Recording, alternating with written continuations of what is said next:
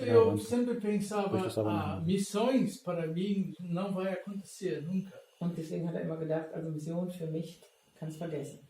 Mas Deus faz as coisas de uma maneira diferente. E quando eu tinha 20 anos, mais ou menos, Deus me chamou para um ministério.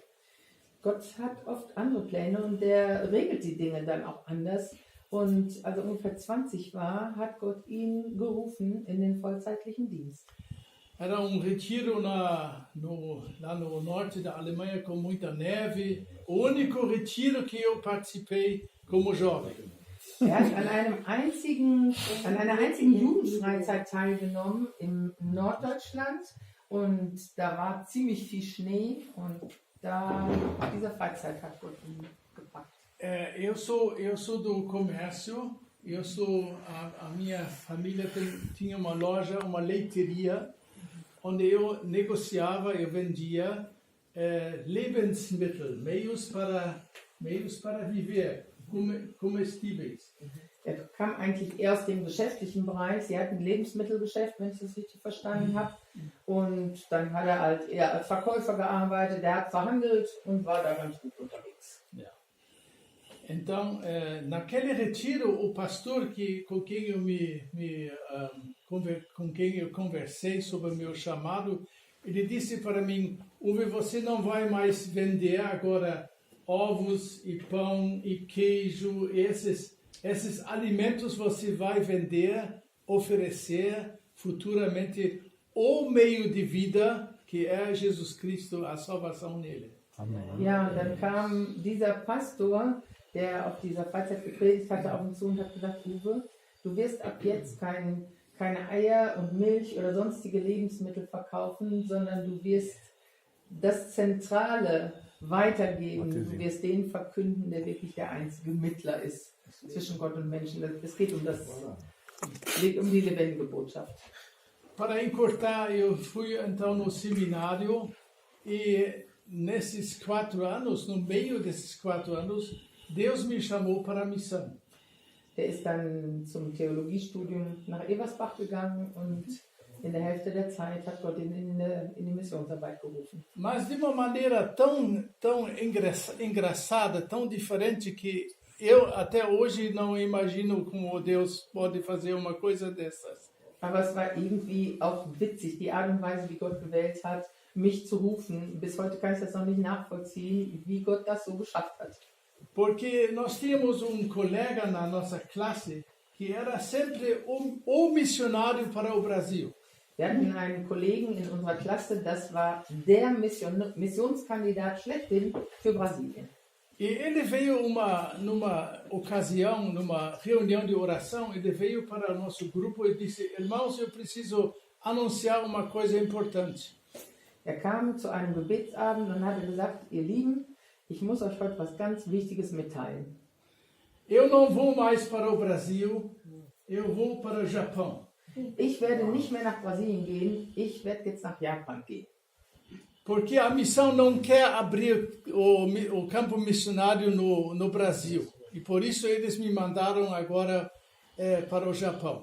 Weil die Mission, die Leitung hat ihre Pläne geändert, die wollen jetzt keine neue Missionsarbeit in Brasilien eröffnen, sondern sie wollen lieber in Japan arbeiten. Já havia naquela época casal no Brasil que tinha começado em Santa Catarina trabalho missionário. Es gab zu dieser Zeit schon ein Ehepaar, was bereits in Brasilien arbeitete und die arbeiteten im Bundesstaat Santa Catarina. Mas nós ouvimos como existem crises entre missionários. Aber wie wir heute Abend gehört haben, ich habe vorhin ein bisschen erzählt in der Gruppe, es gibt eben auch schon mal Krisenzeiten und Konflikte auch zwischen Missionaren. E por isso a missão tinha decidido de não mandar mais missionários jovens para aquele casal que estava lá em Xanxerê. Und aufgrund schon bestehender Konflikte hat die Missionsleitung damals entschieden, zu diesem Ehepaar werden wir keine weiteren Missionare mehr schicken.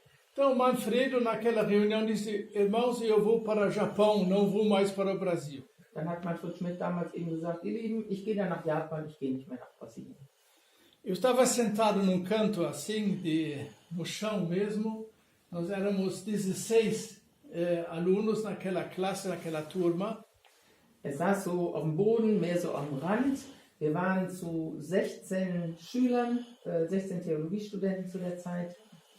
E de repente eu ouvi uma voz na minha cabeça, no meu coração, dizendo assim: wenn er nicht geht, gehst du. De repente ele ouviu, nur in Deutsch. Ja. Er hat auf einmal in Deutsch eine Stimme gehört, so innerlich. Eben, wenn er nicht geht, dann gehst du. Então, para os brasileiros, ele ouviu no seu coração uma voz que dizia: se ele não vai, então vá você. Você vai. Eu disse: irmãos, escutem aí, se uma freira não for, eu vou. Und dann hat er gesagt an dem Abend: liebe Geschwister, liebe Brüder, wenn der Manfred nicht nach Brasilien geht, dann gehe ich. Mas o que é isso, Uwe? Você vai para o Brasil, você nunca pensou em missões. Da haben sie gesagt: aber Uwe, was ist das denn? Du willst jetzt nach Brasilien gehen? Du hast doch nie über Mission nachgedacht. Was kommt das denn jetzt auf einmal? Não sei, mas Deus me chamou para o Brasil. Hat er gesagt: ich weiß auch nicht, aber Gott hat mich nach Brasilien gerufen. Na outra manhã, eu estava na casa de dos professores que fazia parte da liderança da missão. Dann war er am nächsten Morgen im Haus eines Lehrers, der auch zur Missionsleitung gehörte. Bom dia, Sr. Rulof. Dann hat er den Herrn Rulof begrüßt, der damals eben der Leiter war. Kommen Sie rein, Bruder Gregersen. Entra aqui, Sr. Uwe, Sr. Gregersen. Entre, por favor. Habe ich schon übersetzt. Ja. Qual é o assunto que você tem hoje? Qual é que trouxe você aqui? Was haben Sie heute auf dem Herzen? Was hat Sie hierher gebracht? Sr. Rulof, eu queria me apresentar como novo candidato para o Brasil. Ich wollte mich heute vorstellen als neuer Missionskandidat für Brasilien. Mas, Sr. Gregersen, não pode ser, nós não queremos mandar ninguém para o Brasil mais. Dann hat er zu ihm gesagt: lieber Bruder Gregersen, wir wollen keinen Missionar mehr nach Brasilien schicken, deswegen geht das nicht. Wollen Sie nicht auch você não quer ir para o Japão? Wollen Sie nicht auch nach Japan gehen? Não, eu disse, eu tenho chamado para o Brasil. Nein, ich habe eine Berufung, nach Brasilien zu gehen. E agora, nas semanas e meses depois, houve uma luta tremenda. Und in den folgenden Monaten hat sich so ein richtig intensiver Kampf, so innerlich, ist dann in Gang gesetzt. Não só interno, mas também era também uma luta, vamos dizer, entre nós e a missão. Es war dann wirklich ein Kampf in ihrem Herzen, aber es war eben auch mit den Geschwistern, mit der Missionsleitung, um einfach auch zu sehen, kommen wir überein, finden wir einen gemeinsamen Weg auch, dass es doch Richtung Brasilien gehen kann. O Manfredo, aquele missionário que queria ir para o Brasil, depois ele disse: Uwe, se você vai para o Brasil, eu também vou. Der Manfred, der ursprünglich mal nach Brasilien gehen wollte, aber auf einmal doch nach Japan gehen sollte, der kam dann zu Uwe und hat gesagt: weißt du was, wenn du nach Brasilien gehst, dann gehe ich auch nach Brasilien. E agora nós éramos em dois. E a missão disse: olha, se é assim, como é que é o seu chamado? Você disse: se ele não for, você vai. E agora, como é que é o seu chamado? Dann hat die Mission zu ihm gesagt, also zu Uwe: das ist aber ein bisschen komisch. Du hast uns gesagt, Gott hätte dir so ins Ohr geflüstert, wenn der nicht geht, dann gehst du. Wenn aber der jetzt auch geht, wie sieht das denn dann mit deiner Berufung aus? Da haben wir jetzt irgendwie unsere Fragen. Era uma grande questão. E eles me chamaram para Hamburgo, minha cidade, meu pastor e mais uma pessoa da liderança da nossa denominação. E eles me perguntaram: como é que é agora, seu Uwe, com isso? Und dann haben sie ihn nach Hamburg geschickt, da kommt er hier ursprünglich her, sollte ein Gespräch führen mit seinem Pastor und noch mit dem anderen Leiter, damit sie ihm da mal ein bisschen auf den Zahn fühlten, was so seine Berufung angeht. Então, esses dois irmãos, né, os superiores, os grandes homens da nossa denominação, eu disse: irmãos, quando eu abro Atos dos Apóstolos, eu sempre vejo que nenhum missionário andava sozinho. Sempre eram em dois.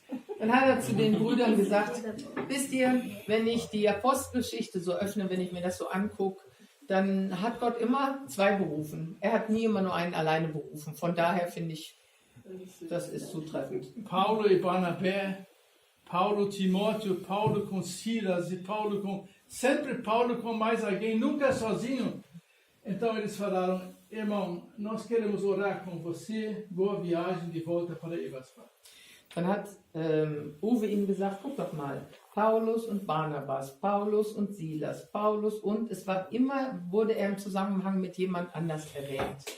Und dann haben sie sich das angehört und haben gesagt, weißt du was, lieber Bruder, wir beten jetzt für dich und dann fahr wieder zurück nach Eversbach. Und a partir desse momento, o caminho para o Brasil estava programado. Und von dem Moment an war sein Weg schon vorbereitet für Brasilien. Embarcamos para Rio de Janeiro dia 2 de novembro de 1960. Wann war das? 2 de novembro. Am 2. November in 1960 sind sie dann ins Schiff gestiegen. Ja. Weil damals ging das noch über die Schiffsreise. In Hamburgo. In Hamburg. Em Cargueiro. Levamos 22 dias para chegar dia 24. 24 de novembro, depois de uma tempestade perto do canal Biscaia. Chegamos no Rio de Janeiro. Nach 22 Tagen sind sie nach Stürmen, Unwetter unterwegs, sind sie dann in Rio de Janeiro angekommen. Eu quase iria beijar o chão. Er hätte fast den brasilianischen Boden geküsst. Praça Mauá, no Rio de Janeiro. Imagina a sujeira. Mas mal, was da für ein Dreck schon zu der Zeit auch da auf dem Boden war und ich hätte den Boden geküsst. Beinahe. Fast. Mas eu não vi sujeira nenhuma. Para mim era uma maravilha chegar finalmente no país da nossa vocação. Aber ich habe da keinen Dreck gesehen. Für mich war es einfach nur ein Wunder, dass wir jetzt in dem Land unserer Berufung ankommen durften. Agora foi difícil, especialmente porque não tinha infraestrutura da missão, nada. Nós éramos os primeiros. Es war nicht einfach, vor allen Dingen auch deshalb nicht, weil es noch gar keine Infrastruktur gab. Sie waren die Ersten, die gekommen waren. Nós tivemos nesses primeiros 2 anos 2 filhos já. In den ersten 2 Jahren wurden ihnen 2 Kinder geboren, 2 Kinder geschenkt. E nós tínhamos professor de português que era estudante de direito. Und sie hatten einen Portugiesischlehrer, der Jura studiert hatte. E então nós, com aquele carrinho de mão, com duas crianças dentro, carregando elas, 2, 3, 4, 5 quadras até a casa do professor. 5 Häuserblöcke mussten sie dann jeweils mit den beiden Kindern zurücklegen, bis sie dann zu dem Haus des Lehrers kamen, ihres Portugiesischlehrers. Mas aprendemos português, mais ou menos. Aber sie haben doch ganz gut Portugiesisch auch gelernt. Quando a Dora estava grávida em Curitiba, als Dora schwanger war in Curitiba. Imaginam, quando ela disse, Uwe, eu preciso ir para lugar, né? Eu preciso ir para fazer xixi em algum lugar. E eu não sabia como pedir, como perguntar o que eu vou falar para saber onde fica banheiro aqui. Imagina as dificuldades. Als sie in Curitiba ankam, war es gar nicht so leicht. Die Dora, die musste mal zur Toilette. Aber wenn man die Sprache noch nicht spricht, wie drückt man das dann aus, dass man mal zu einem bestimmten Örtchen muss? Existem muitas piadas sobre os erros dos brasileiros missionários no português. Es gibt unheimlich viele, unzählige Witze über die Fehler, die die Missionare begangen haben beim Portugiesisch lernen. Mesmo assim, depois de definir Manfredo veio meio ano depois de mim. Nós tínhamos campo missionário, oeste do Paraná. Und ein halbes Jahr später kam dann auch Manfred Schmidt nach und sie hatten so auf dem Herzen den Westen Paranas. Porque naquela época houve uma migração de brasileiros para o oeste do Paraná, porque lá tinha bosques, matos para derrubar, o governo abria aquela área para queima e plantação de Soja. isso. Não, soja ainda não. Zu der Zeit gab es sehr viel Wald im Westen Paranas, der sollte dann gerodet werden. Es gab sehr viel Urwald, der sollte gerodet werden. Und dann sollte dort eben angepflanzt werden. Und dann sehr, sehr viele Brasilianer in den Westen Paranas gezogen. Also es gab eine große, wie so eine Einwanderung in diesem Bundesstaat dann. Sexta-feira Santa, 1963, começamos o primeiro culto. Era uma ceia do Senhor, com 5 pessoas. Era Dora eu, era a Amy Huppert, uma missionária que veio para nós, que estava no Brasil já, e um casal daquela cidade, Toledo, Paraná. 5 pessoas, o início do trabalho no Brasil, assim eu diria. Also am Karfreitag 1963 in Toledo haben sie sich zum ersten Mal offiziell versammelt. Waren Uwe und Dora, die ledige Missionarin Emmy Huppert und da war ein Ehepaar noch aus Toledo. Und sie haben zusammen Karfreitag gefeiert. Das erste Mal die Abendmahl gefeiert. Abendmahl gefeiert. Ja.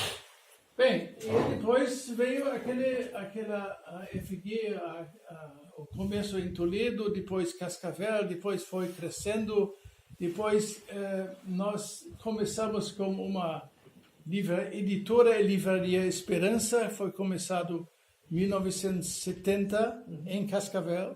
Okay, Sie haben also in Toledo, in Cascavel eine Arbeit aufgebaut, dann haben Sie mit einer christlichen Bücherstube angefangen. Wo war das? Die christliche Bücherstube? In Cascavel haben Sie die Bücherstube aufgebaut. A Maris entrou, era a nossa colaboradora naquela época. Und Malis kam ja dann auch mit der Buchhandlung hinter mir dazu und hat die dann übernommen. E nós encontramos